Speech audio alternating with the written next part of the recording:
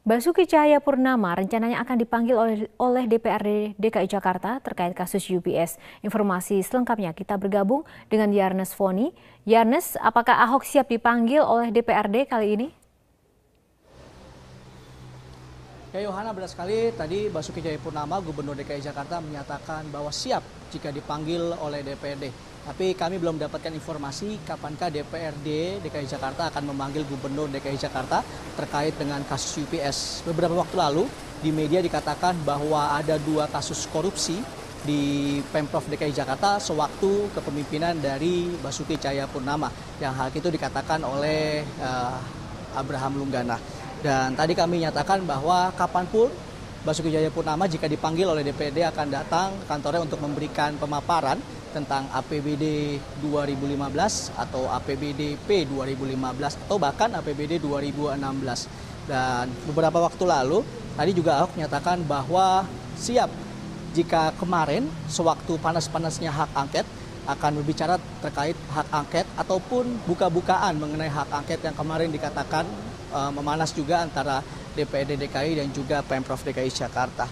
Dan juga tadi kami mendapatkan informasi bahwa kapanpun memang belum ada informasi kapan akan dipanggilnya Basuki Cahayapurnama. Jika beberapa waktu lalu Ahok dikatakan bahwa oleh Abraham Lunggana bisa ditetapkan sebagai tersangka atas kasus UPS, Ahok juga mengatakan bahwa Abraham Lunggana merupakan, jika menjadi polisi bintang 2 atau bintang 3, merupakan Bareskrim yang ngaco. Berikut petikan wawancara Basuki Cahayapurnama akan kesiapannya jika dipanggil oleh DPRD DKI. Sesuai prosedur ya kita harus datang. Kalau soal UPS ya saya ketawa aja DPRD panggil saya. Ya kan? Kenapa?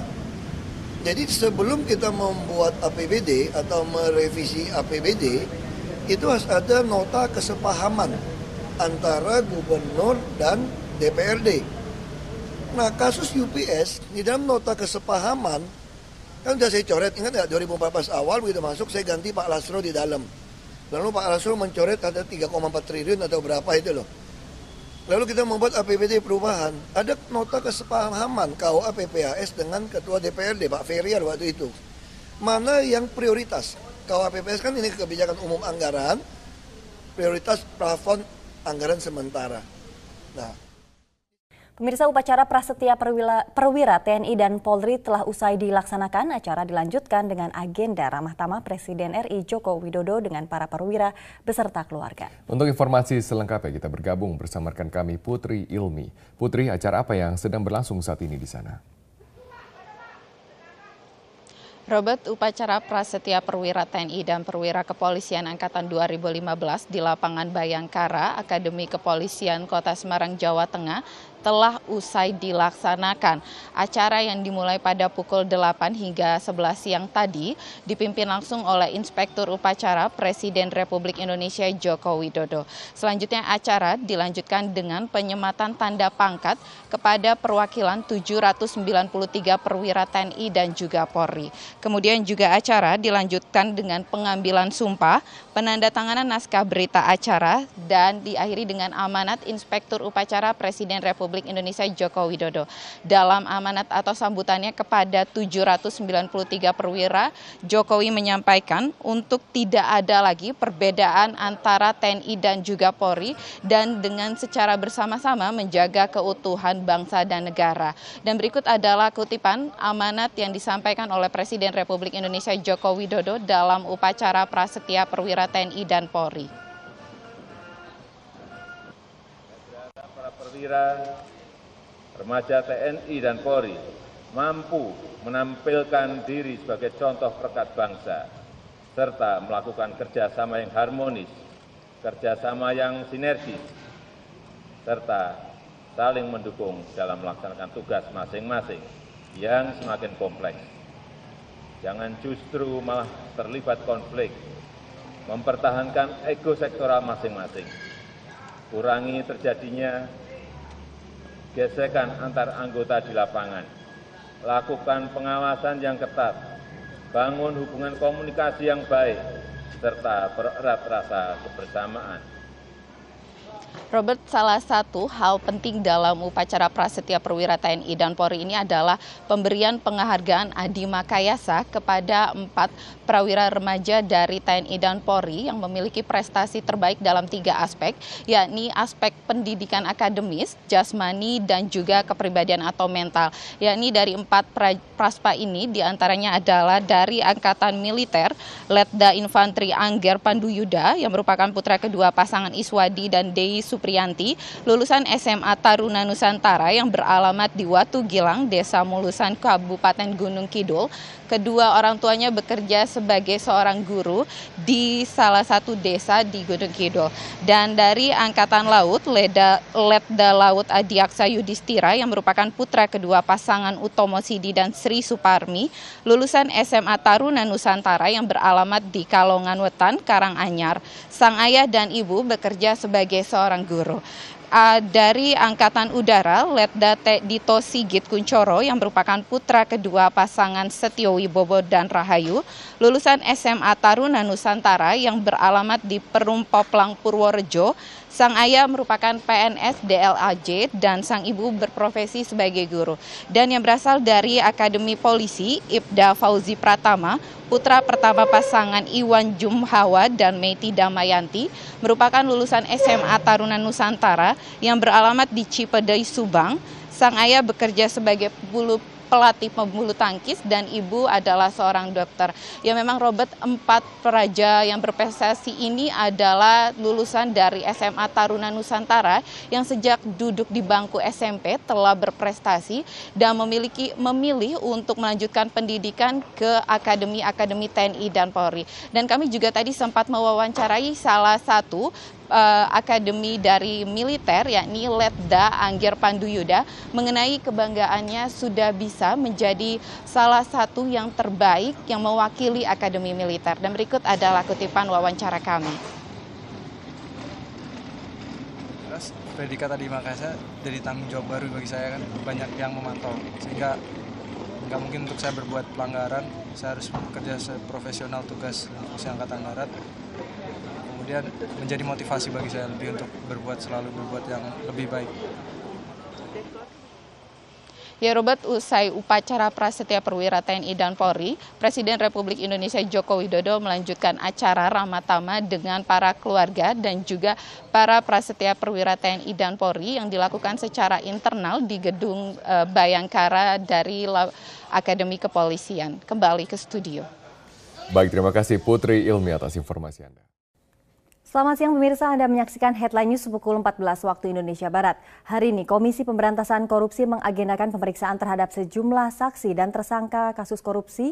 Dan pagi tadi kuasa hukum OC Kaligis, Johnson Panjaitan, terlihat di gedung KPK. Untuk laporan selengkapnya kita bergabung bersama Dade Salampesi di gedung KPK Jakarta Selatan. Dade, apakah hari ini ada pemeriksaan terhadap OC Kaligis? Hari ini Komisi Pemberantasan Korupsi memang mengagendakan untuk memeriksa salah satu tersangka kasus suap Hakim PT UN Medan di Sumatera Utara, yaitu pengacara kondang OC Kaligis. Namun sampai saat ini sekitar pukul 2 siang waktu Indonesia Barat, OC Kaligis belum terlihat di gedung KPK.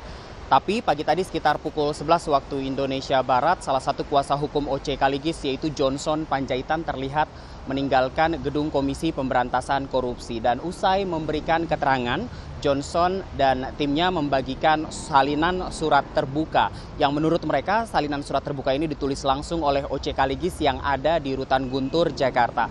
Dalam surat tersebut, OC Kaligis menjelaskan bahwa pagi tadi sekitar pukul 9 waktu Indonesia Barat, dia memang dijemput oleh tim KPK untuk dibawa ke KPK guna menjalani pemeriksaan. Namun lagi-lagi OC Kaligis menolak untuk diperiksa KPK sama seperti kemarin.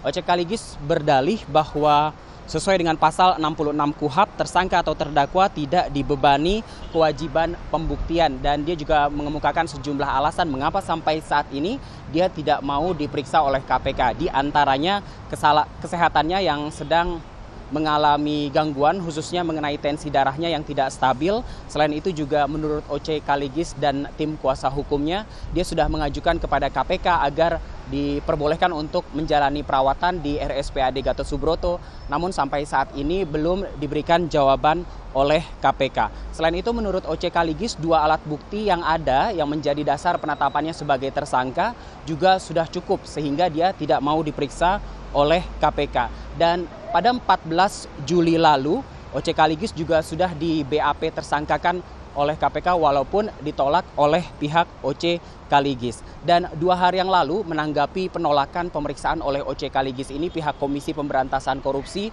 juga mewacanakan untuk menambahkan pasal pidana pemberat atas ketidakkooperatifan Oce Kaligis untuk diperiksa oleh KPK. Pihak KPK mewacanakan akan menambahkan pasal 21 Undang-Undang Tipikor yang berbunyi mengenai orang yang mempersulit proses pemeriksaan atau penyidikan. Dan pada 27 Juli lalu juga tim kuasa hukum Oce Kaligis sudah memasukkan permohonan pra-peradilan ke Pengadilan Negeri Jakarta Selatan. Dan menurut Pengadilan Negeri Jakarta Selatan rencananya pada Senin 10 Agustus mendatang sidang perdana pra-peradilan penetapan tersangka Oce Kaligis akan digelar untuk pertama kalinya. Berikut ini ialah kutipan pernyataan dari kuasa hukum Oce Kaligis, Johnson Panjaitan, beberapa saat usai meninggalkan KPK. Pra-peradilan gugur itu sebuah resiko, tapi yang jelas kami berupaya memperjuangkan hak asasi dan mengkoreksi prosedur. Ya, bukan berarti kalau pokok perkara itu masuk terus persoalan-persoalan yang kami komplain atau kami persoalkan itu gugur. Ingat ada mekanisme Komnas HAM juga, ya. Misalnya apa? Misalnya yang menyangkut perampasan kemerdekaan dan soal isolasi. Ya, isolasi itu banyak hak dasar yang dilanggar. Ya, harusnya lembaga isolasi itu tidak pernah ada karena klien saya itu tahanan kan. Jadi asasnya praduga tidak bersalah.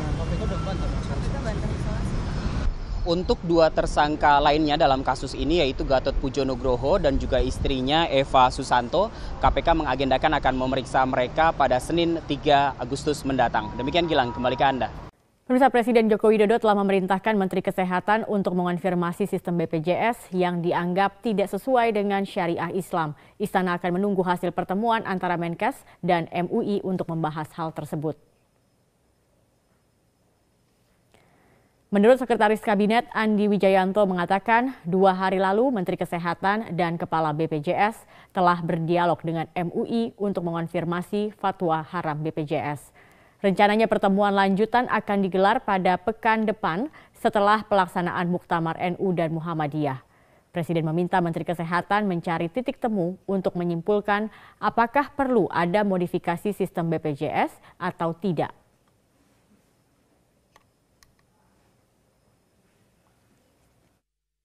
Cari titik temunya, akan cari titik temu di mana poin-poin yang diungkap dalam kajian MUI itu akan disampaikan dan akan dipelajari apakah memang harus ada modifikasi atau memang sudah cukup dengan sistem yang ada. Tapi dialognya baru akan dilanjutkan kembali minggu depan. Kemarin ketika mendengar kabar ini Presiden tanggapannya, Mas?